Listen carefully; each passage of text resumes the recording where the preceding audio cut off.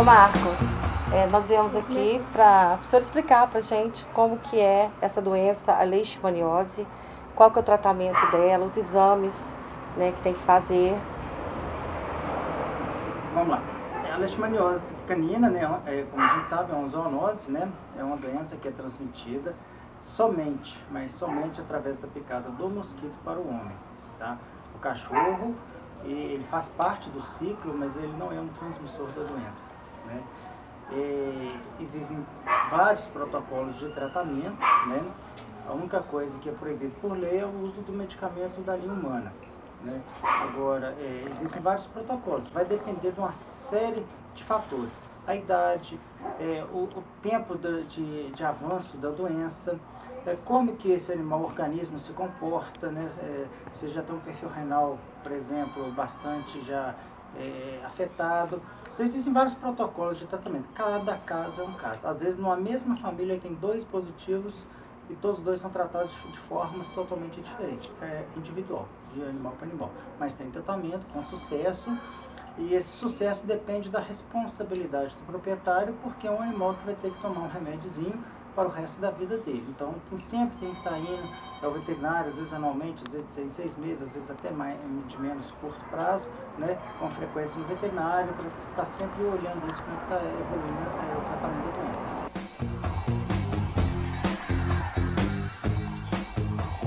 Bom dia, doutora Lorena. Em um animal portador da leishmaniose visceral canina, quais são os aspectos clínicos? Então, quando a gente pega um animal com leishmaniose, um animal sintomático, normalmente a gente pega um animal com emagrecimento progressivo, né? Lesões de pele, principalmente região ocular, região de focinho, aquela dermatite que não sara, uma ferida que o proprietário já tentou de várias maneiras, mas a ferida não cicatriza, né? A gente vê o animal com onicogrifose, aumento das unhas, né? Quando a gente faz exames laboratoriais, onde a gente vê um quadro de anemia, pode ver um perfil renal alterado, né? Os padrões de ureia e creatinina, um exame ultrassonográfico, às vezes esplenomegalia, alteração do fígado. Então, aí já induz a gente a estar entrando com alguns recursos para poder estar ajudando o animal, né? Sim. E em um animal que ele é assintomático, como que é feito o diagnóstico dessa doença? Então, como na medicina veterinária, essa medicina preventiva tem crescendo muito, então quando o proprietário chega já para uma consulta de rotina, a gente já indica, a gente está fazendo o exame já de leishmaniose, e aí a gente acaba descobrindo antes mesmo do animal desenvolver os sinais clínicos. E a gente tem muitos animais que são assintomáticos, eles portam a doença, mas não têm sinais clínicos, às vezes com uma queda de imunidade ou alguma coisa, o animal começa a apresentar. Então, a gente acaba diagnosticando bem antes de vir esses sinais clínicos, e aí a gente já consegue orientar melhor o proprietário. E como medida preventiva, para estar orientando o proprietário, a gente indica assim, coleira como repelente, né, para repelir o vetor. A gente aconselha também os produtos que passam na pele também, fazer a higienização do local, a vacinação também, já existem vacinas no mercado com uma eficácia para prevenir a leishmaniose. Então, sempre interessante estar passando isso, para o veterinário não achar que não tem como para estar prevenindo essa doença, que é uma zoonose.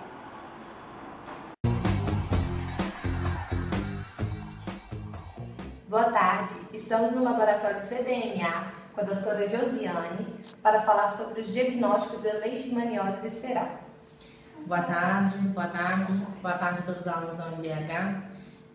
Vou tentar falar em pouco tempo um assunto que é muito complicado, que é o diagnóstico, a começar pelas possibilidades, quais são os testes que são mais usados. Na verdade, hoje, pela rede oficial, o que nós temos como teste realmente considerado válido são 2 testes, que é feito com soro do animal, que é o primeiro feito em dupla imunocromatografia, que é uma plataforma de teste rápido, que é um kit de biomanguinhos, que é distribuído exclusivamente para a rede, ele não é vendido. E depois, caso precise, é feita a confirmação para um segundo teste, que é o ELISA. Nesse caso, um ELISA registrado também para o laboratório do IT do Nordeste, de Pernambuco, que é o Biogênio. E aí, quando você tem os 2 positivos, DPP e ELISA, o animal é considerado soro reagente, não necessariamente infectado por leishmania. Entretanto, pelo fato do DPP ele ter apresentado em vários testes ao longo deste período em que a rede está funcionando, muitas vezes resultado negativo e o ELISA positivo, agora é recomendado, mesmo quando o DPP encontra-se com resultado negativo, a confirmação por ELISA, mesmo que o ELISA faça divergência do resultado do DPP.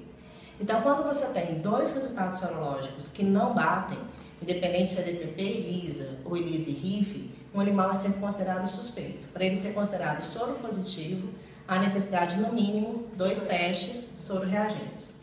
Em termos de sensibilidade, eles têm sensibilidades e especificidades muito diferentes. Acreditava-se que o DPP era mais sensível do que o ELISA e menos específico para ser um teste de triagem, mas como eu falei, ao longo do teste eles têm percebido que a sensibilidade dele não é tão alta. Ainda estão sendo feitos mais testes para definir a sensibilidade real, de forma então que existem alguns animais que não apresentam reação na triagem, mas apresentam no ELISA. Hoje, pela rede oficial, só esses 2 testes são considerados válidos. E eles só são considerados válidos se o laboratório pertencer à rede. Então, se ele for feito, por exemplo, em um laboratório que não é da rede, para o serviço de controle de zoonoses, ele não tem validade.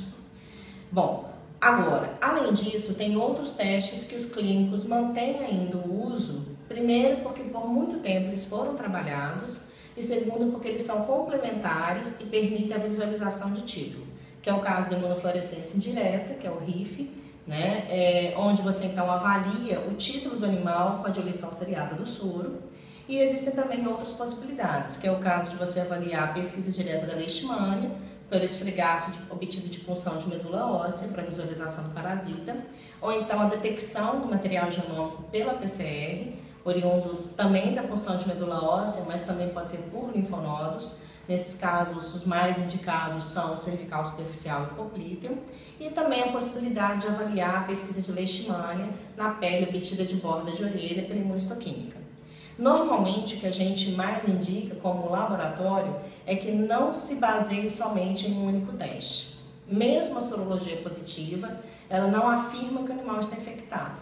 Ela afirma que o animal está soro-reagente. Além disso, sorologia existe muita reação cruzada. Para mesmo esses testes, tendo sensibilidades altas e especificidades altas, nada impede, principalmente no RIF, que você tenha algumas reações inespecíficas. E você pode ter alguns outros problemas relacionados à amostra. Então, quando a amostra chega, por exemplo, muito hemolizada ou lipêmica, ela tende a interferir nos resultados, principalmente do ELISA. E isso é muito comum da gente realmente perceber no laboratório. Bom, em termos de tempo, para a gente fazer aqui no CDMA, falar da nossa realidade, para fazer o DPP, o ELISA e o RIF, a gente gasta em torno de 3 dias úteis, até 3 dias. Normalmente, por que a gente coloca esse prazo? Porque como o RIF ele dá muito resultado, às vezes duvidoso, você precisa repetir o teste. E se o prazo for mais curto, não tem como fazer essa repetição. Então, quando o veterinário pede somente a sorologia padrão, a oficial, que é o DPP e o ELISA, a gente consegue tranquilamente liberar isso em um prazo mais curto. Mas quando ele pede a completa, incluindo RIF, aí já é mais longa, porque a gente normalmente não gosta de correr esse risco, se precisar repetir, tá? De liberar um resultado que não está muito conclusivo, somente por causa do prazo, tá? Em termos de, como é que se diz, de outros exames que podem ser complementares a esses que eu falei, existem aqueles que avaliam o estado clínico do animal. Isso é muito importante quando você tem dúvidas realmente se o animal é infectado ou não, se ele está soropositivo, porém assintomático, ou até mesmo quando decide se realizar o tratamento em concordância com o proprietário, que é definir o estadiamento em que o animal se encontra. Aí, geralmente, o pessoal pede muito hemograma completo, pede muito proteínas totais e frações, pede muita avaliação de função renal, avaliação de função hepática, para realmente ter um arcabouço para conseguir realizar um bom trabalho, para definir um protocolo de tratamento específico para aquele animal e não simplesmente usar o mesmo protocolo independente do estágio em que o animal se encontra, né? Bom, em termos de, como é que se diz, precisão de resultado, é muito complicado falar de precisão em leishmania, porque é muito fácil a gente ter animais muitas vezes que apresentam sorologia divergente E todo mundo da rede que já se comunicou já sabe que existe uma divergência média de 30% dos animais em termos de sorologia, ou seja, um ELISA positivo com um RIF negativo ou vice-versa. Isso vai acontecer, isso é natural, porque são testes diferentes. Então, o ELISA e o DPP trabalham com proteínas recombinantes, que é algo extremamente purificado. Por outro lado, a RIF, que é feita numa lâmina como essa, ela é feita em cima de extrato bruto de leishmania. Então, nós temos ali aqui um monte de proteínas, a outra só uma proteína. Então, você pode muito bem ter resultados diferentes nos testes, porque eles não apresentam a mesma sensibilidade, especificidade e nem a detecção das mesmas proteínas. Então, hoje nós temos então nesses postos, são então testados os soros dos animais. Normalmente o pessoal envia para a gente, para fazer esse teste, um tubo, que é aquele tubo que apresenta ativador de coágulo, onde vem coágulo com o soro do animal. Quando é coletado aqui de Belo Horizonte, se vem fora de Belo Horizonte, a gente recomenda que não mande coágulo junto, porque devido à movimentação ocorre uma hemólise muito grande, e aí o ideal é que centrifugue e separe o soro.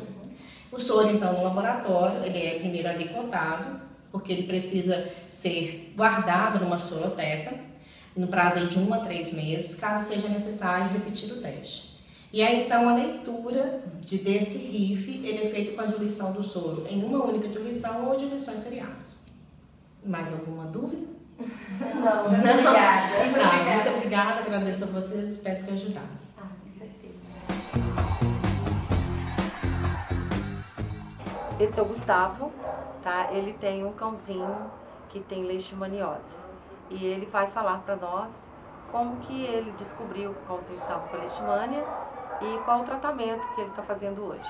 Na verdade, eu peguei uma bacê, né, uma fêmeazinha na rua, que estava com todos os sintomas de leishmaniose, queda de pelo, unha grande, estava com conjuntivite no olho, lesão de ponta de orelha.